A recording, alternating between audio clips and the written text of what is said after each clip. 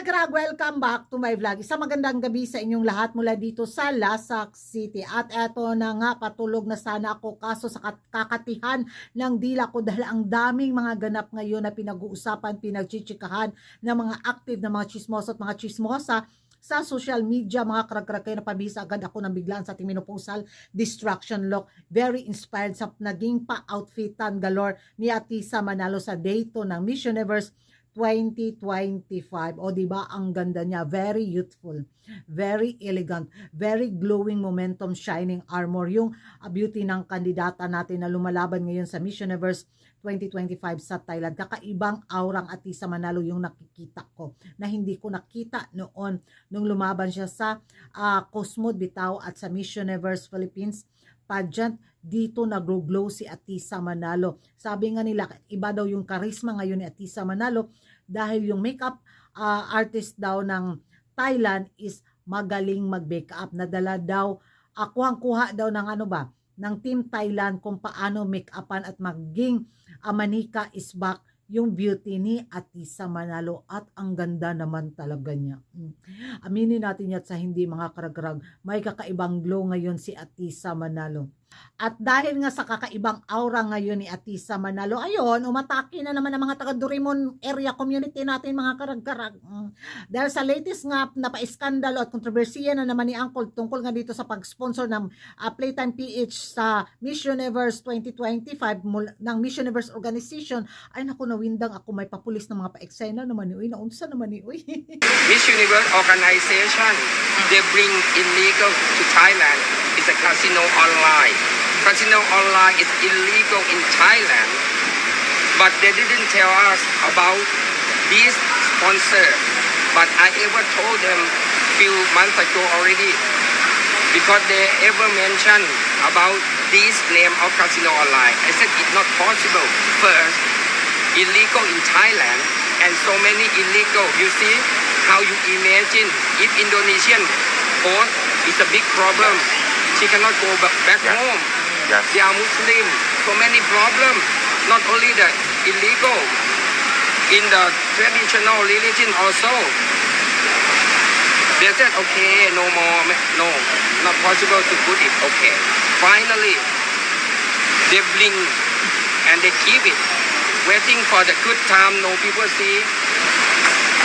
They bring the ladies, the contestants, to shoot a photo to promote casino online, and also the video clip, and they put the Miss Universe with the name of casino.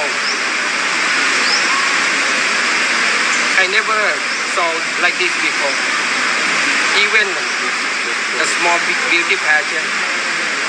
How can we protect Miss Universe? When we do some activity, it's a lot of pressure all the time. But for the illegal, I cannot control. I have to go to the police station. And then don't allow anyone to talk. They are always fighting by the personality. So like so rude with me, with the police. If he doing a little more, the police will catch and lock. And they said, don't lock them. I don't want to make any too much damage of the brand. So now they thought, I will go follow them. Because of it's very difficult to say no. You see? But you cannot on my, because it's illegal. You see? How you feeling? How you feeling? Sorry. How you feeling? Our brand Universe with the casino online. Yes. It's the brand Miss Universe with the casino online. Yes. Thailand is illegal, huh? Be careful. Yeah. Illegal, huh? In Thailand, yeah. It's Because now illegal. our government already blocked immediately. In Thailand, it's illegal. It's that casino marketing casino. And this is organized by Miss Universe organization only, not host country. Believe me, I never do that. I never think it's gonna be happen here. Yeah. So I don't know.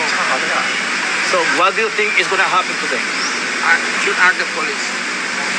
The police. Yes. But by the way, I protect the contestant first. I will talk to my staff to get the pillows coming back immediately. And the one who posts already deleted. Okay? So I don't know how many. Everything is going to be the same or it's going to be different now? Say again? Everything what? It is all this. Sabi pa ng mga chismoso at mga chismosa ba, Uncle, why too much problem making in Miss Universe 2025? Sabi din ng mga bitaw, taga-Tacos community, nagsisisi na daw ang Miss Universe organization kung bakit kinuha si Uncle bilang bitaw, organizer sa production ngayon sa Miss Universe 2025 at bakit daw naging host country ang Thailand sa taon na to. Too much problem daw ang ginawa ni Uncle da nga. Ako papabor ako dito kay Uncle dito sa online gambling ng ng playtime. O di ba? Kasi alam naman natin sugal yan, di ba? So tapos sa beauty pageant bitaw. Siguro nainggayo ang Miss Universe organization sa offer ng playtime kaya napa-sponsor at tinanggap ito ng Miss Universe organization. Pero alam naman natin na bawat bansa may kanya-kanyang batas, di ba? So dito nga napunta sa Thailand at dinala nga sa Thailand kaya nga ay ambot lang kagulog yun sa Miss Universe. Pangunot gug agtang, di ba? So ewan ko sa inyo mga karagkarag kung anong yung magiging reaction nyo at dito nga dahil nga sa pa-issue na to, nako, si Ate Isa manalo na naman ang may kasalanan mula sa mga Doraemon. Si Ate Isa na naman ang may mali. Si Ate Isa na naman ang may kasalanan. Why? Why mga Doraemon? Why you're acting like that? Dahil nga, Miss Gambling daw si Ate Isa Manalo. Nagpo-promote daw ng online gambling. Gambling bilang pambato ng Pilipinas sa Miss Universe Philippines 2025. Bugaw yung mga utok ng mga Doraemon. Yung mga yung mindset bitaw nila, no?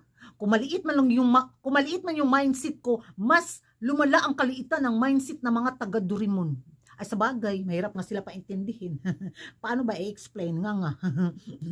Tapos ngayon kasalanan na naman ni Ate Isa, Miss Gambling 2025 daw.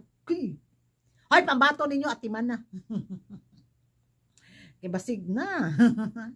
Doraemon pa more. So, yung atake nila na ginawa ngayon kay Ate Isa Manalo, hindi ko alam kung anong meron. Bakit gigil na gigil sila sa pambato natin? O dahil ba nangyari doon sa Kusmod? Kaya yung gigil trigger galore nila is dinala nila sa Miss Universe pageant na pambato natin si Ate Isa Manalo. Kaya nagano talaga sila, naghalungkat galore talaga sila. Naging Detective Conan na naman ang mga Doraemon. Kasay! Sabi!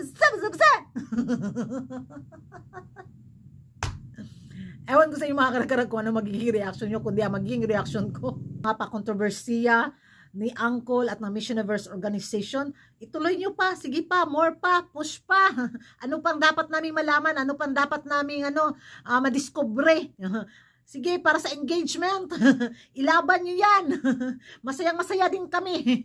May mga pagchichikan at pagchichismisan kami. Sana wag lang nyo talagang ihinto ang Miss Universe pageant. Tuloy-tuloy lang, kaya nyo yan hanggang matapos ang November 21. Go pa rin Raul, go Uncle, laban! At sa mga taga-Doraemon naman, sige, ka-stress lang kayo. Mas stress kayo hanggang November 21. Tuloy nyo lang yung pag-research, pagiging Detective Conan ninyo sa aming pambato. Takot? Why? Why so stressed mga taga-Doraemon? Kalma. Slow down. Traffic is arrival. Ewan ko sa inyo mga karagkarag kung ano yung magiging reaction nyo dito nga sa mga pa-kontrobersiya sa Miss Universe 2025 at ang pag-atake ng mga Doraemon sa ating pambato. Mag-ingay tayo sa comment section at kung hindi ka pa nakapag-subscribe sa YouTube channel ko, don't forget to like and subscribe Kuragan Karag and hit the notification bell para updated kayo sa mga latest kaganapan at late na intriga sa mundo ng beauty pageant. And thank you for watching. Good night everyone. Bye-bye.